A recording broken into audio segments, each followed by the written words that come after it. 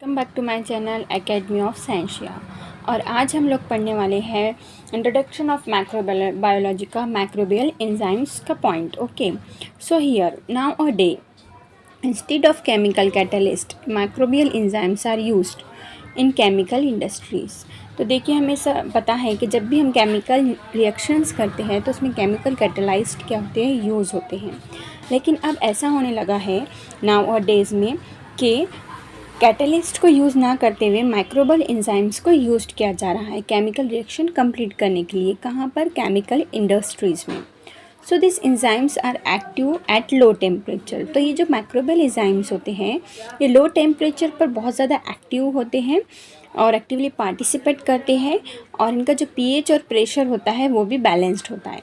तो due to which energy saved and erosion proof instrument are also not necessary. जिसकी वजह से क्या होता है कि जो एनर्जी हम बहुत ज़्यादा यूज़ होती है जैसे कि कैटलाइज्ड में, वो नहीं होती है और एनर्जी सेव होती है। और जो इरेजन होते हैं यानी कि ऐसे इंस्ट्रूमेंट जो जंग खा जाते हैं उनकी भी इस्तेमाल करने की हमें यहाँ पे ज़रूरत नहीं होती है। तो enzymes carry out specific processes. So जो एंजाइम्स होते हैं वो क्या करते हैं, कुछ स्पेसिफिक प्रोसेसेस करते हैं। Hence unnecessary are also unnecessary byproducts not formed due to which expenses on purification are minimized। तो यहाँ पे क्या होता है, जो एंजाइम्स है जिनके जो प्रोसेस होते हैं तो इसके अंदर जो अननेसेसरी प्रोडक्ट्स होते हैं, क्या होते हैं अननेसेसरी प्रोडक्ट्स, यानी कि ऐसे प्रोडक्ट्स जिनकी क्या है खासी ज़रूरत नहीं होती है। ओके, जिनकी क्या है खासी ज़रूरत नहीं होती है। नेट यहाँ पे are not form due to which expenses elimination and are due to which expenses on purification are minimized.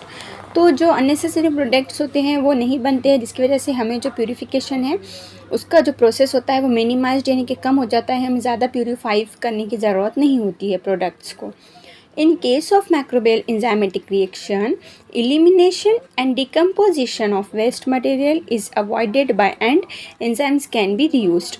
तो जो माइक्रोबियल इंजाइमेटिक होते हैं इसका फ़ायदा ये है कि जो माइक्रोबियल के थ्रू रिएक्शंस किए जाते हैं उसके अंदर जो एलिमिनेशन यानी कि जो वेस्टेड प्रोडक्ट्स होते हैं, अननेसेसरी प्रोडक्ट्स होते हैं, उन्हें एलिमेंट करना, उन्हें डिकम्पोज करना, वेस्ट मटेरियल्स को मैनेज करना, ये सारे काम हमें नहीं करने पड़ते हैं। और इसके अलावा माइक्रोबियल एंजाइम्स का रीयूज्ड भी हो सकता है।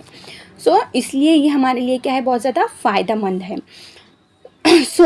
Can be reused hence such enzymes are eco friendly. तो इस वजह से ये हमारे इन्वायरमेंट के लिए भी बहुत ज़्यादा क्या है, इको फ्रेंडली है, क्योंकि इसके अंदर क्या है बहुत ज़्यादा हमको डिकम्पोजिशन करने की ज़रूरत नहीं है, वेस्ट मटेरियल एलिमेंट करने की ज़रूरत नहीं है, और एंजाइम्स भी रीयूज्ड हो जाते हैं। तो जो है वेस्ट प्रोडक्ट्स भी कम ही मिलते हैं।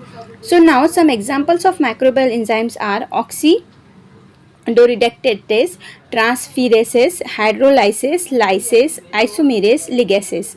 तो ये जो एंजाइम्स है ये माइक्रोबियल एंजाइम्स के नेम है ऑक्सीडिडेक्टेट्स, ट्रांसफीरेसेस, हाइड्रोलेस, लियाएस एंड आइसोमेरेसेस और ligases etc। Now process of dirt muck removal occurs at low temperature due to mixing of enzyme with detergent.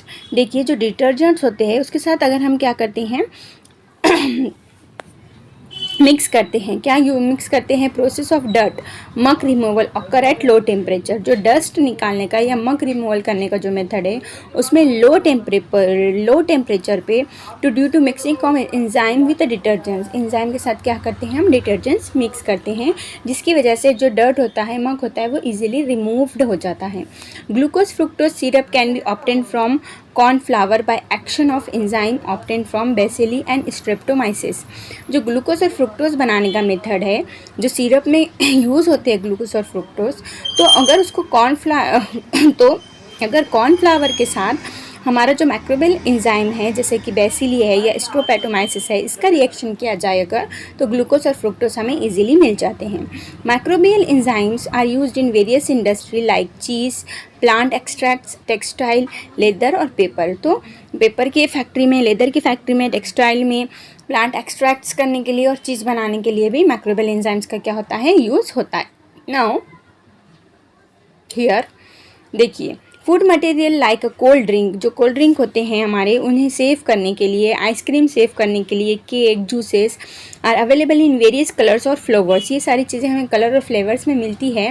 Weather this colour and flavours are really derived from a fruits. तो हमें ये भी क्या है, इसके अंदर भी क्या माइक्रोबियल एक्टिविटी और एंजाइम्स होते हैं। तो यहाँ पे पूछा गया है कि क्या इसमें भी नेसेसरी ये फ्रूट्स और फ्लेवर्स जो होते हैं वो 100% नेचुरल होते हैं क्या, तो इसके अंदर भी कुछ केमिकल क्या होते हैं, ऐड होते हैं। सो अब यहाँ पे हमारे पास कुछ इंग्रेडिएंट्स दिए हुए हैं, उसका माइक्रो कौन सा यूज़ हुआ है, अमाइनो एसिड कौन सा यूज़ हुआ है और उसका एक्चुअल में यूज़ क्या है, ये हमें पढ़ना है। तो जो सबसे पहले हमारे पास सोर्स है शुगर एंड बीट, मोलासेस और अमोनिया साल्ट। इसके लिए जो मैक्रो हम यूज़ करते हैं बेरी बैक्टीरियम और कॉरिनोबैक्टीरियम। इसके अंदर जो अमाइनो एसिड होता है वो एल-ग्लूटामिक एसिड होता है और इसका जो यूज़ होता है प्रोडक्शन ऑफ मोनोसोडियम ग्लूटामेट और एजिनोमोटो जिसो कि एक नमक का नाम है जिसे हम टेस्टी नमक भी कहते हैं। तो एजिनोमोटो बनाने के लिए या ग्लूटामेट बनाने के लिए यूज़ होता है। ओके, उसके बाद शुगर मोलासेस सॉल्ट, यानी कि शुगर मोलासेस जो सॉल्ट होती हैं ये कहाँ यूज़ होती है, तो चॉकलेट में, टॉफ़ीज़ में, ड्रिंक प्रोडक्शन में यूज़ होती है। इसके अंदर जो अमाइनो एसिड होता यूज़ हो रहा है वो है सिट्रिक एसिड और जो माइक्रोब यूज़ हो रहा है वो है एस्परजिलस नाइगर। उसके बाद जो हमारे पास है ग्लूकोज और कॉर्न स्टिप लिक्वर, इसका यूज़ होता है प्रोडक्शन ऑफ मिनरल का प्रोडक्शन करने के लिए और कैल्शियम और आयरन जैसे सप्लीमेंट बनाने के लिए यूज़ होता है। इसके अंदर जो अमाइनो एसिड है वो है ग्लूकोनिक एसिड और इसका जो माइक्रोब है वो है एस्परजिलस निगर। उसके बाद नेक्स्ट वन जो हमारा सोर्स है मोलासेस और कॉर्न स्टिप लिक्वर, इसका यूज़ जो किया जाता है हमारे पास, ये सोर्स ऑफ नाइट्रोजन यानी नाइट्रोजन का सोर्स और प्रोडक्शन ऑफ विटामिन के लिए यूज़ होता है। इसके अंदर जो अमाइनो एसिड यूज़ हो रहा है वो है लैक्टिक एसिड और इसका जो माइक्रोब है वो है लैक्टोबैसिलस और डेल्ब्रू की। उसके बाद जो नेक्स्ट हमारा है मोलासेस और कॉर्न स्टिप लिक्वर, इसका यूज़ होता है पेपर और टेक्सटाइल और प्लास्टिक इंडस्ट्री या गम प्रोडक्शन में। इसके अंदर जो अमाइनो एसिड यूज़ होता है वो है इटाकोनिक एसिड और इसका माइक्रोब है एस्परजिलस इटाकोनिस। अब इसके बाद आगे की तरफ हम बढ़ते हैं। देखिए यहाँ पे एस्परजिलस निगर के बारे में बताया गया है। What is the xanthan gum that import thickness to your favourite ice cream, puddings, chocolates, milk shakes और chocolate drinks, instant soups. So this gum is obtained by fermentation of starch and molasses with the help of Xanthomonas species। देखो जो हमारे पास पडिंग्स होते हैं, chocolate होते हैं, ice creams होते हैं, उन्हें थिक बनाने के लिए जो गम यूज़ होता है उसे हम ज़ैंथन कहते हैं। और इसके अंदर जो this gum is obtained for fermentation, और ये गम किसके थ्रू बनाया जाता है, देखिए ये जो ज़ैंथन गम है ये यूज़ होता है थिकनेस बढ़ाने के लिए, किसकी, आइसक्रीम की, चॉकलेट की और मिल्क शेक चॉकलेट वगैरह की। और ये जो ज़ैंथन गम है ये किसके फर्मेंटेशन से तैयार होता है, fermentation of starch and molasses with the help of xanthomonas species. तो इनका फर्मेंटेशन करके ज़ैंथन गम बनाया जाता है। It is variously useful due to properties like solubility in hot and cold water. तो ये जो ज़ैंथन गम है ये हॉट और कोल्ड दोनों ही वाटर में क्या हो जाता है, सॉल्युबल हो जाता है, मिक्स हो जाता है और इनकी डेंसिटी जो है वो बहुत ज़्यादा हाई होती है। It is use for production of pigment यानी कि कलर्स के लिए, फर्टिलाइज़र खाद बनाने के लिए, वीडिसाइड्स बनाने के लिए, टेक्सटाइल पिगमेंट्स करने के लिए, कलरेशन करने के लिए, हमारे टूथपेस्ट बनाने के लिए और हाई क्वालिटी के पेपर बनाने के लिए भी ज़ैंथन गम का यूज़ किया जाता है। उसके बाद नेक्स्ट पॉइंट की तरफ हम बढ़ते हैं। यहाँ पे हमारे पास है कि नहीं, क्या दिया गया है, माइक्रोबियल प्रोसेसिंग दिए गई हैं और उसके रोल्स दिए गए। तो आज हम पढ़ लेते हैं कि सिट्रिक एसिड, जो सिट्रिक होता है या मैलिक होता है या लैक्टिक एसिड होता है, ये जो एसिड्स होते हैं ये एसिडिटी इम्पार्ट करते हैं। इनका जो रोल होता है वो एसिडिटी को इम्पार्ट करना होता है।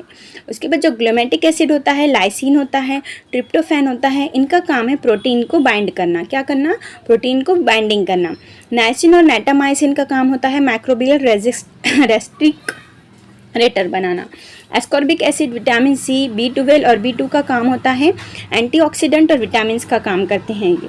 बेटा कैरोटीन, लिकोपेंस एंड ज़ैंथेनिस और ल्यूटिन का काम है एडिबल कलर्स यानी कि ऐसे कलर्स जो हम खाते हैं। तो ऊपर भी हमें बताया गया था, पूछा गया था कि जो हम जूसेस वगैरह यूज़ करते हैं उसमें जो फ्लेवर्स और कलर्स होते हैं वो किस तरह से बनाए जाते हैं या फिर उसमें क्या यूज़ होता है। तो बीटा कैरोटीन, लाइकोपिन, ज़ैंथिन और ल्यूटिन यूज़ हो सकता है। एडिबल कलर्स यानी कि ऐसे कलर्स जिसके हम खा सकते हैं, जिसके खाने से हमें नुकसान नहीं होता है। पॉलीसैकेराइड्स और ग्लाइकोलिपिड्स जो है वो इमल्सिफाइड्स है यानी कि कलर वगैरह में, पेंटिंग के कलर्स में यूज़ होता है ये इमल्सिफाइड्स। वेनिलिन और इथाइल ब्यूटेरेट फ्रूट फेवर जो है और पेपरमिंट फ्लेवर और एसेंस ऑफ वेरियस फ्रूट्स और फ्लावर्स।